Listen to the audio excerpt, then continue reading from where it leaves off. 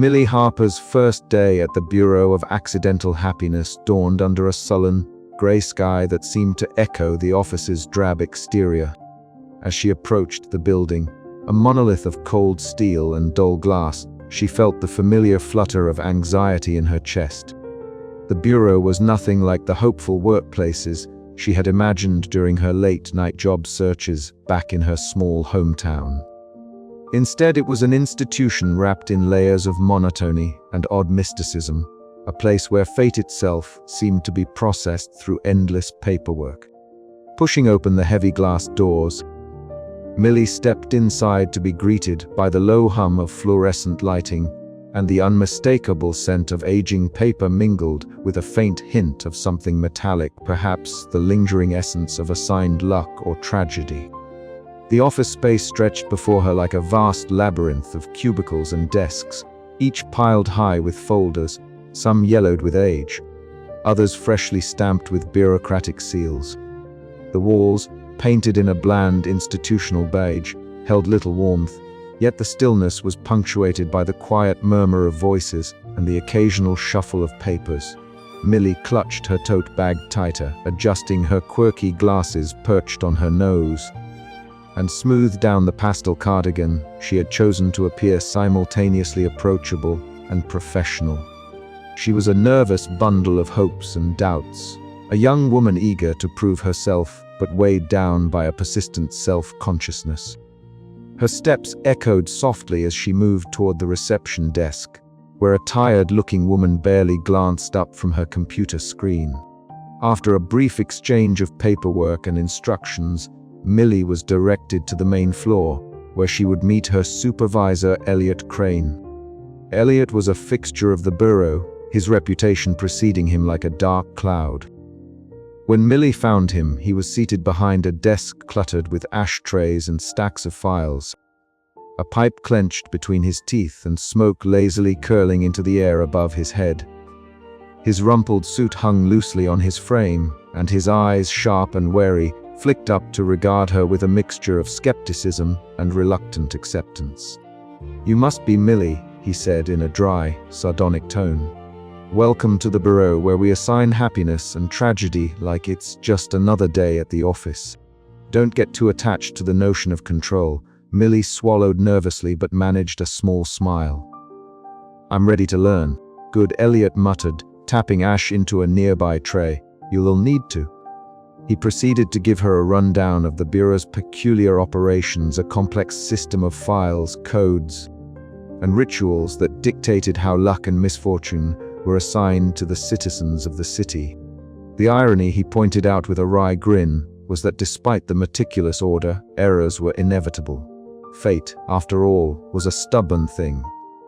Millie listened intently, her fingers twitching with a mix of excitement and apprehension. The filing system was labyrinthine, each folder labeled with strange alphanumeric codes, and the process involved more steps than she could comfortably count. Yet, there was an undeniable magic in the mundane, the idea that somewhere within these dull walls, human destinies were being shaped, even if in small, bureaucratic increments. Her first task was to begin organizing a batch of happiness assignments. As she sat down, the weight of responsibility pressed on her shoulders. She carefully opened the first folder, scanning the details. The names, the codes, the notes all jumbled in a system that demanded precision. Her hands trembled slightly as she attempted to file the documents correctly. The ticking of the old office clock was loud in the silence, each second marking her growing anxiety. She reread instructions, double-checked names, and hesitated before sliding folders into shelves. The fluorescent lights flickered overhead, casting a sterile glow that only heightened her sense of being out of place. Elliot watched from his desk, a faint smirk playing on his lips as he muttered under his breath about the inevitability of mistakes. Millie caught snippets of his dry commentary, but chose to focus on her work, determined not to disappoint. As the day wore on, Millie found herself humming a vintage tune softly to steady her nerves, a small comfort amid the sea of paperwork. The other employees moved with practiced efficiency, filing and assigning with a mechanical rhythm that both fascinated and intimidated her. Despite the dullness of the environment, Millie couldn't shake the feeling that something extraordinary was at play. The bureau was not just any office, it was a place where human lives were touched by unseen hands, where the randomness of fate was distilled into files and folders. Unbeknownst to her, the smallest misstep she would make in handling the happiness files was already setting off a chain reaction that would ripple far beyond the grey walls of the bureau. But for now, Millie was just a nervous temp, eager to make her mark and unaware that she was about to become the catalyst for a comedy of bureaucratic errors and unexpected kindness. As the clock neared the end of her first day, Millie took a breath and glanced around the office. The stacks of paperwork towered like silent sentinels, the hum of the fluorescent light steady, and the scent of old paper lingered in the air. She felt a strange mixture of exhaustion and anticipation. Tomorrow, she would face the consequences of her fumbling hands. But tonight, she allowed herself a small moment of hope, humming softly as she prepared to return to the outside world, where fate was less tangible but no less unpredictable. The morning light filtered weakly through the narrow blinds of the Bureau of Accidental Happiness, casting long, pale stripes across the endless rows of desks and filing cabinets. Millie Harper sat at her newly assigned workspace, her hands trembling ever so slightly as she adjusted the quirky pastel cardigan around her shoulders. It was her first real task, to organize and file the happiness assignments that would dictate the fortunes of countless citizens. The files lay before her like an intimidating puzzle, each weighty folder stamped with the names of individuals whose luck or tragedy was to be dispensed with bureaucratic precision. Her supervisor, Elliot Crane, loomed nearby in his rumpled suit, pipe clenched between his teeth, a cloud of smoke curling upwards as he muttered something unintelligible about the folly of optimism.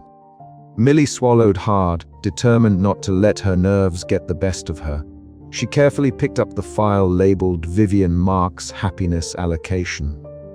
Her fingers hovered over the drawer labeled with the letter V, but a sudden noise, a dropped pen, a ringing phone distracted her. In a swift, panicked motion, she slid the file not into the V drawer, but into the slightly ajar drawer marked J. There it rested, innocuously nestled among the files for Joe, the janitor. Millie didn't notice the slip. She hummed a nervous tune, a vintage melody she had been repeating all morning, and proceeded to the next batch of files. Unbeknownst to anyone in the bureau, the misfiling had set a ripple in motion. Janitor Joe, a man whose life had been a quiet, steady hum of routine and modest hopes, was about to experience an unprecedented streak of good fortune. It began that very day when he found a crumpled lottery ticket wedged beneath a dustbin in the break room. On a whim, he checked the numbers on his battered phone. To his astonishment, the numbers matched the jackpot winning sequence. A slow grin spread beneath his worn cap as he imagined the possibilities. Meanwhile, Vivian Marks, the polished executive whose life was supposed to brim with success, encountered a series of inexplicable setbacks. On a critical day for securing a major business deal, Vivian stood on the rooftop terrace of a gleaming skyscraper, the city skyline stretching endlessly behind her. As she adjusted her neat stack of documents, a sudden gust of wind scattered her carefully prepared presentation into the air. She reached out to catch them but slipped on a loose tile, her fall halted only by the quick reflexes of a startled assistant.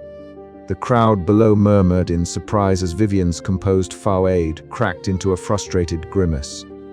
Back at the bureau, Elliot Crane noticed irregularities in the reports coming from the happiness assignment tracker. Leaning over Millie's shoulder, he spotted the misplaced file and raised an eyebrow. "Millie," he said dryly, "have you been alphabetizing by accident rather than by protocol again?" Millie's heart pounded. I thought I was following the system," she stammered, cheeks flushing. Elliot sighed and muttered, "Well, it seems the system has a new glitch, courtesy of you."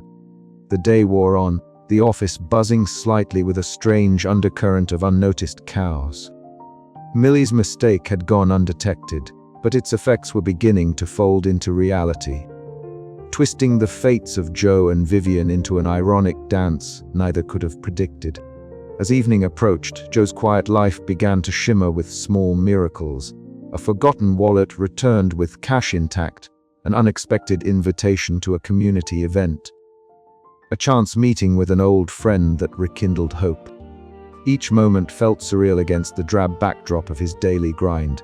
Vivian, on the other hand, found her seamless control unraveling.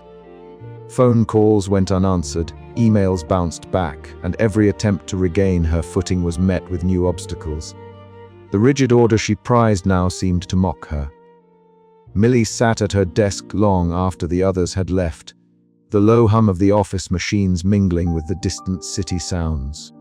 She replayed the day's events in her mind, a knot of anxiety tightening in her chest. Somewhere deep down, she sensed that the misplaced file was more than a simple clerical error. It was the genesis of something unpredictable, something that might just change everything. And in that uncertain space between order and chaos, the Bureau of Accidental Happiness held its breath. The chapter closes with Millie staring at the now slightly askew filing cabinet, a silent question lingering in the air. Could a single mistake redefine the very nature of fate itself? The answer, as ever, remained entangled in the whims of chance. Joe's day had begun much like any other, with the faint scent of industrial cleaner and freshly waxed floors lingering in the air. The fluorescent lights overhead hummed softly, casting a pale, almost sterile glow over the dull beige walls of the Bureau of Accidental Happiness. But today something was different. As Joe pushed his mop cart down the dim corridor, his eyes caught a glimpse of something tucked behind a stack of old filing boxes in the storage closet. Curious, he bent down and pulled out a crumpled piece of paper. It was a lottery ticket, forgotten and faded but still intact. Joe's fingers trembled as he unfolded the ticket, the edges rough against his skin.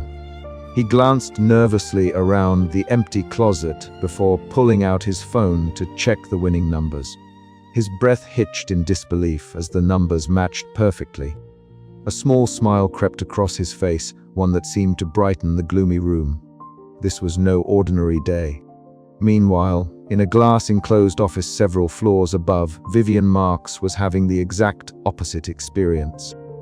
She was meticulously preparing for a high-stakes meeting, her immaculate business suit crisp and sharp as always. Her fingers danced over the touchscreen tablet, rehearsing her presentation with practiced precision. But fate had other plans. As she reached for her coffee cup, her manicured hand knocked it over, sending a dark, steaming pool spreading across her white blouse. "Fantastic," Vivian muttered under her breath, dabbing fruitlessly at the stain. The sharp ticking of the office clock seemed to mock her, each second echoing the mounting pressure she felt. She cursed the universe for this inexplicable string of bad luck. Back in the bullpen area, Millie Harper sat at her cluttered desk, her pastel cardigan a soft splash of color amidst the sea of gray cubicles. She nervously tapped her fingers on the keyboard, eyes darting between her screen and the activity around her.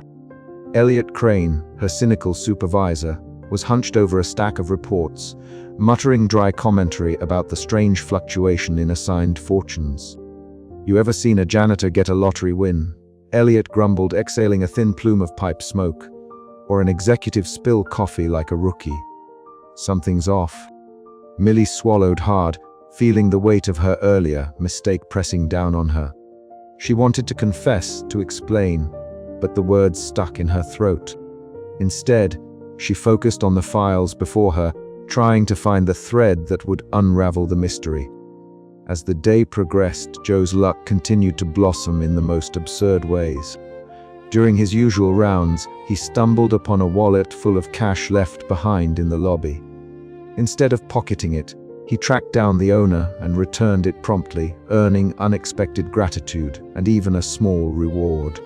Nearby, A neglected plant in the office lobby burst into bloom, its vibrant petals a stark contrast to the sterile environment.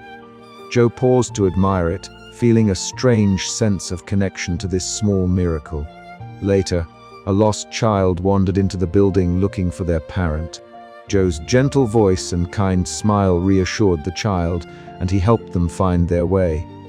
The warmth in his eyes, visible even under the harsh fluorescent lights, radiated a quiet joy that seemed to ripple through the office. Vivian's misfortunes, however, escalated. Her presentation was interrupted by a sudden power outage, forcing her to improvise in front of the board.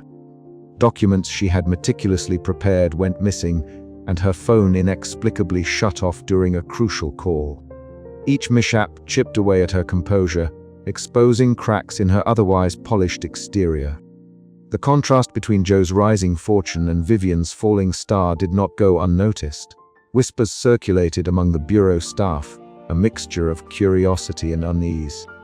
Elliot's dry muttering grew more frequent, and Millie found herself caught in a whirlwind of anxiety and hope.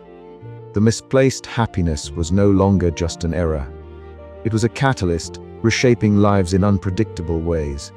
By the end of the day, the office felt different, lighter in some corners, heavier in others. The boundaries between order and chaos blurred as the consequences of a single misfiled document unfolded with whimsical irony. Millie looked out the window, the city skyline bathed in the warm glow of sunset, and for the first time, allowed herself a tentative smile. Maybe, just maybe, there was something beautiful in the mess they had created. But the question lingered in the air, unspoken yet palpable: how long could the bureau contain this growing imbalance before the entire system unraveled? And more importantly, what would happen to the people caught in the crossfire of fate's bureaucratic slip? As the office lights dimmed for the evening, Joe locked up with a lightness in his step. Vivian sat alone in her apartment, contemplating the strange turn her life had taken. And Millie prepared to face tomorrow with a newfound resolve.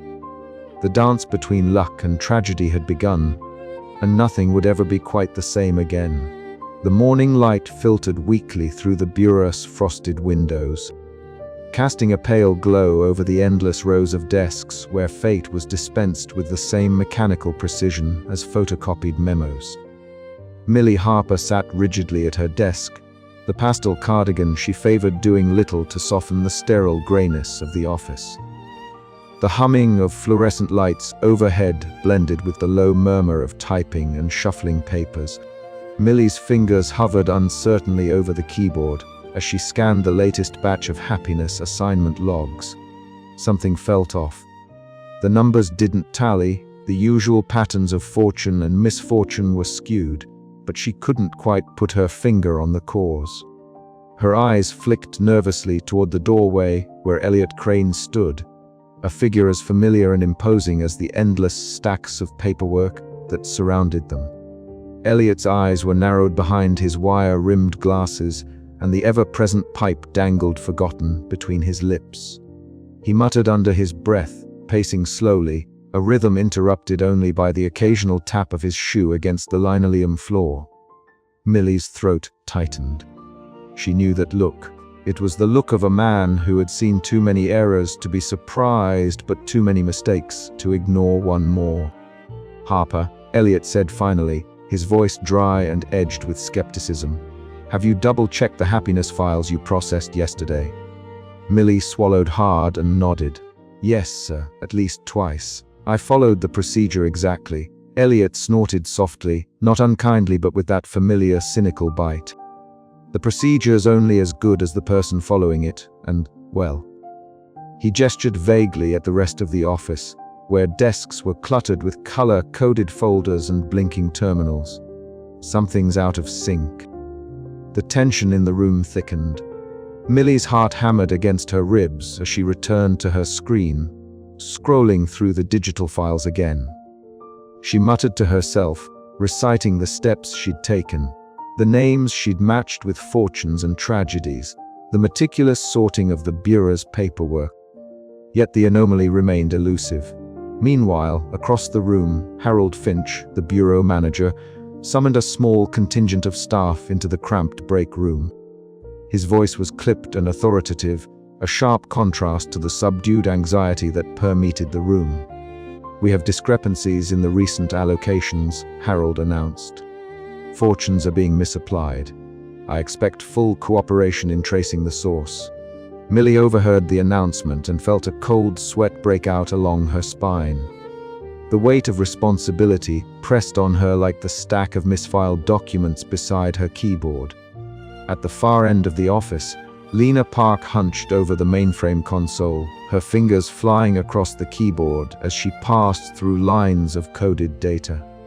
The software and occasional beep of the machines filled the silence. She frowned, noting the irregularities in the digital records, entries that contradicted the paper logs, timestamps that overlapped impossibly, and happiness assignments that seemed to have migrated inexplicably. Lena Elliott called over, approaching with measured steps. "Any luck finding a pattern?" "Maybe," Lena replied without looking up. "There's something off in the filing system's indexing protocols. It's as if some files are being rerouted before final approval." Elliott's eyes darkened with concern. "That's not supposed to happen. The system isn't designed for mistakes." Back at her desk, Millie's fingers trembled as she reached for another file. She was determined to find the fault, but her anxiety gnawed at her resolve. The more she searched, the more the room seemed to close in the hum of printers, the rustle of papers, the murmurs of worried colleagues blending into a cacophony of impending crisis. She tapped her pen nervously against the desk, humming a vintage tune under her breath, an old habit to steady her nerves. But the melody faltered as Elliot walked by, offering a curt nod that barely masked his frustration. The day wore on in a haze of whispered conversations and furtive glances. The bureau, usually a monument to rigid order and predictability, felt suddenly fragile, as if the weight of unseen errors threatened to topple the carefully balanced scales of fate. Millie caught Elliot's eye across the room. For a brief moment, the cynicism in his gaze softened. It was an unspoken acknowledgement of the impossible task they faced, to detect a fault in a system designed to be infallible. As the afternoon shadows lengthened, the bureau's staff gathered once again. Harold's voice cut through the quiet like a ruler striking a desk. "This is not a drill," he declared. "We need answers." Millie felt her chest tighten. Somewhere in the labyrinth of files and databases, the misfiled happiness waited to be found. But with every passing moment, the stakes grew higher. The office was holding its breath, teetering on the edge of chaos. And Millie, for all her nervousness and self-doubt, knew that the fate of more than just paperwork rested on her shoulders. A sudden ping from Lena's console broke the silence. "I think I found something," she said, eyes bright with cautious hope. Elliot and Millie moved closer, leaning over the glowing screen. Lines of code and data entry scrolled past, revealing a misdirected file tag, a simple clerical error with far-reaching consequences. Millie's breath caught. That's my file."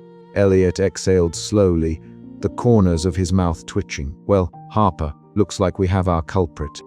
The room seemed to exhale as tension gave way to a mix of relief and renewed purpose. Yet beneath the surface, a new question loomed.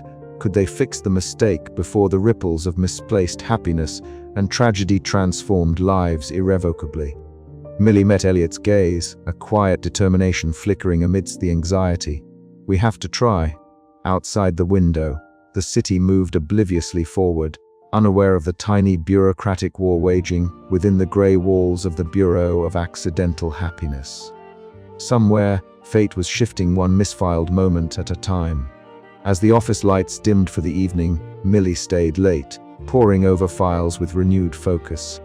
Though the path ahead was uncertain and fraught with risk, she felt a strange mixture of fear and hope. Perhaps in the chaos of error, a new kind of kindness could emerge. And so the day ended, poised on the edge of change, with the soft click of a filing cabinet drawer closing and the faintest hint of a smile tugging at Millie's lips. The fluorescent hum of the bureaucratic room was a constant, a low drone that seemed to pulse with the heartbeat of the office itself. Millie Harper stood awkwardly beside a bank of humming servers, feeling the weight of her mistake pressing down on her shoulders like an overstuffed filing cabinet. Beside her, Elliot Crane leaned against the doorframe, pipe in hand, eyes narrowed as he watched Lena Park tap rapidly on her tablet. Lena was a master of her domain, precise, focused, and utterly unimpressed with the chaos that the rest of the bureau seemed to wallow in. "All right," Lena said without looking up, "the system's a mess, but it's still got tracks. If we can follow the digital breadcrumbs, maybe we can find your missing happiness file." Millie swallowed hard, trying to steady her nerves. I don't want to make things worse," Elliot scoffed, a dry smirk tugging at the corner of his mouth. "Worse than it already is. Kid, we're knee-deep in a sandpit of bureaucratic nonsense. Might as well dig for gold while we're at it." Their first stop was the main archive, a cavernous room lined with towering shelves sagging under the weight of countless paper files. The air smelled of dust and ink, and the faint rustle of turning pages was punctuated only by Elliot's muttered complaints. "You know," Elliot said, flipping through a thick folder with exaggerated care, "if fate is supposed to be dispensed with precision, this is one hell of a way to run the universe." Millie bit her lip, trying not to laugh despite the mounting frustration. As she rifled through file after file, her fingers grew sore and her anxiety crept higher.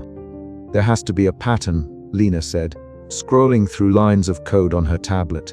"The system logs every file movement. If the happiness file was misassigned, the data trail won't lie." But the trail was anything but straightforward. The Bureau's filing protocols were a labyrinth of redundancies and archaic rules, designed more to baffle than to assist. At one point, the trio encountered a regulation demanding the completion of a triple form submission before accessing certain folders. The absurdity of the requirement hit them like a slapstick punchline. Elliot groaned, "Forms in triplicate, for a file that's already lost. This place might as well be a Kafka novel." Millie's anxiety spiked, but Lena's unflappable demeanor kept the group moving forward. "Every system has its quirks," she said. "We just have to outsmart them." Hours passed in a haze of clicking keyboards, shuffled papers, and sarcastic commentary. The trio's camaraderie grew amidst the chaos, with Elliot's gruff sarcasm softening into reluctant encouragement and Millie gaining a flicker of confidence.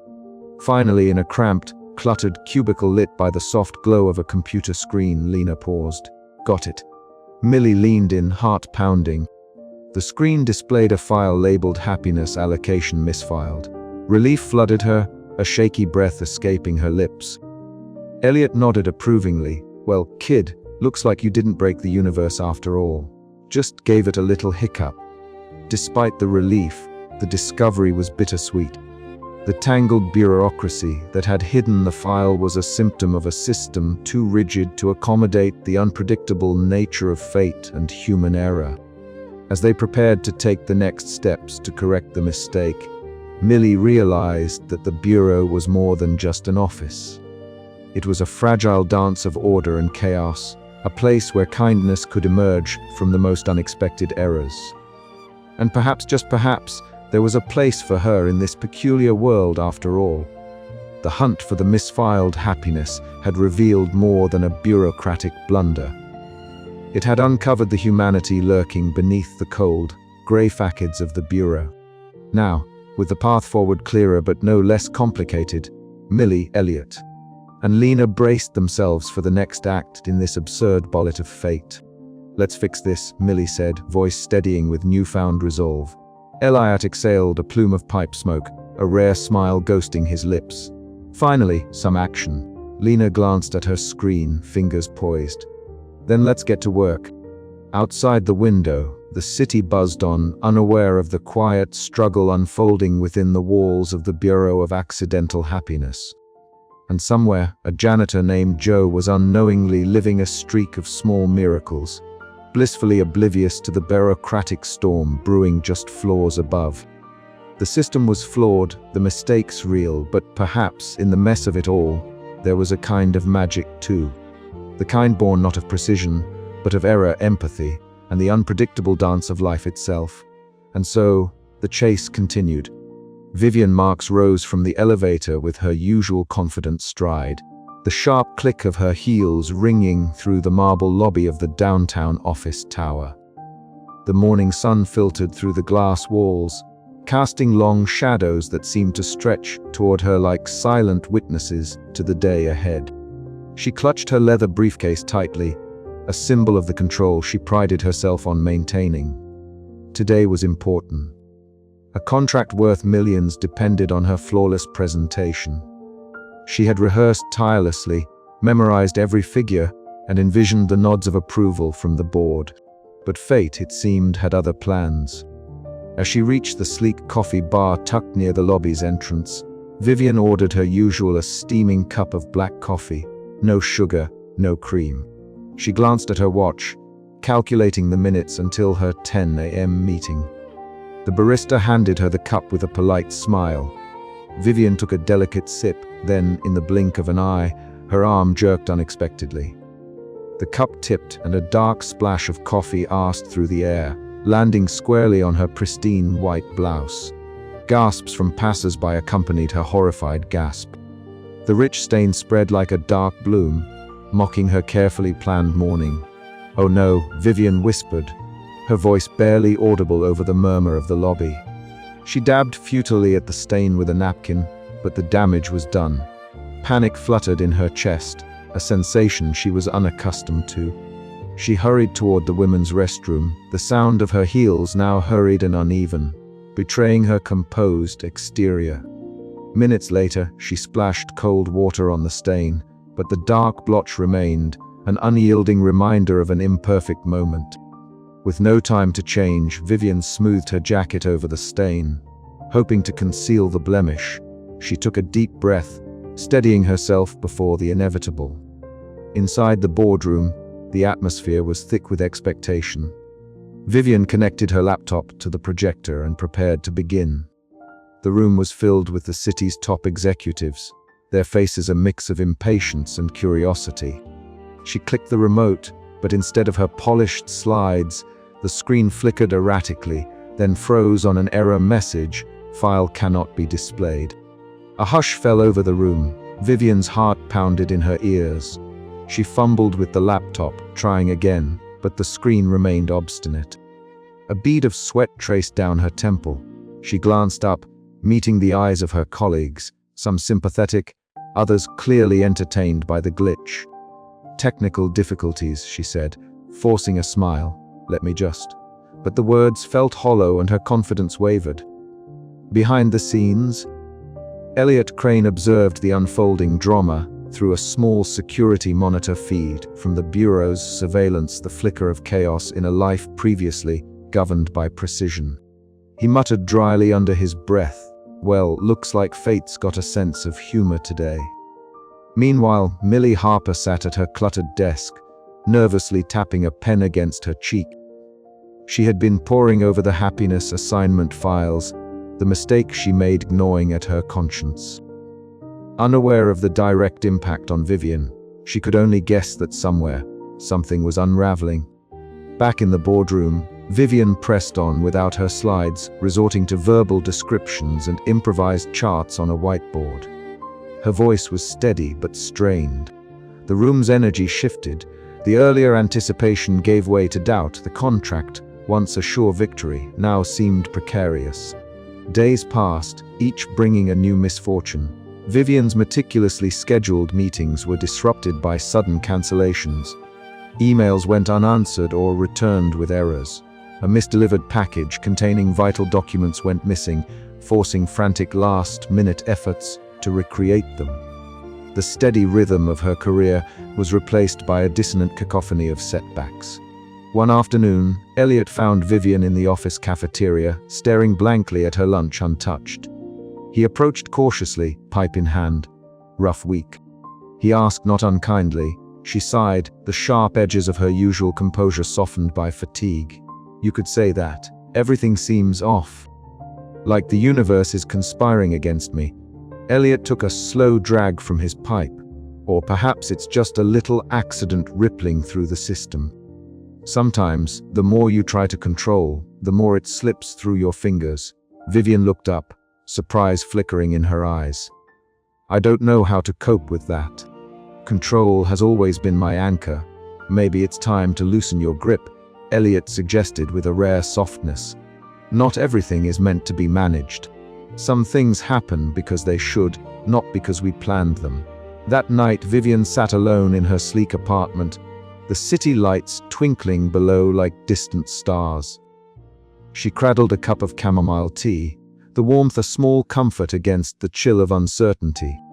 Her gaze drifted to the skyline, a vast expanse of possibility and chaos intertwined. For the first time in years, she allowed herself to feel vulnerable. The far edge of control was cracking, revealing a person grappling with the unpredictable dance of fate. A quiet humility settled over her, mingling with the residual frustration. As she contemplated the unraveling of her life, a subtle shift took place. Where once there was only rigidity, now there was room for acceptance. The realization dawned that perhaps misfortune was not a punishment but an invitation to grow, to adapt, to find strength in imperfection. Outside the bureau, Janitor Joe's fortunes continued to rise, a stark contrast to Vivian's decline. Their parallel journeys underscored the novel's ironic meditation on fate. What is lost in one place may be gained in another, and kindness can bloom in the most unexpected soil. Vivian's downfall was not the end, but a beginning, a painful yet necessary step toward embracing the beautiful unpredictability of life. As the chapter closed, her story hung in the balance, poised between despair and hope, control and surrender, order and chaos. And somewhere, in the quiet hum of the bureau, the machinery of fate continued to churn, indifferent yet full of possibility.